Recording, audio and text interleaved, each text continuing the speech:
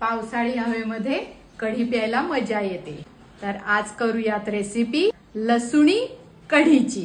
साहित्य: दही, कढीलिंब, ठेचून घेतलेलं आलं, ठेचून घेतलेला लसूण, हिरवी मिरची आणि लाल सुकी मिरची, थोडीशी साखर, डाळीचं पीठ, कोथिंबीर, मीठ। कढीची फोडणी तेलातही होते आणि तुपातही होते। मी तेलात करते कारण थंड झाल्यानंतर तूप वर तरंगतं, तसं तेलाचं होत नाही। आता आपण दही फेटून घेऊया आणि त्याच्यामध्ये मीठ, साखर आणि डाळीचं पीठ मिक्स करून घेऊया। थोडीशी साखर, चवीनुसार मीठ, डाळीचं पीठ।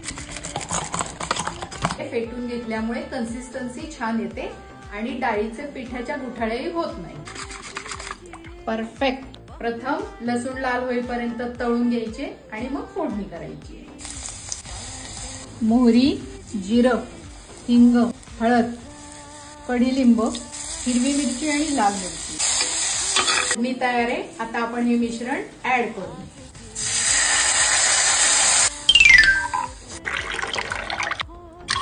आलं पातळ किंवा घट्ट हवी असेल त्यानुसार पाणी ऍड करावं। आता मस्त उकळी येऊ द्यायची। भरपूर कोथिंबीर आणि कढी तयार। एन्जॉय।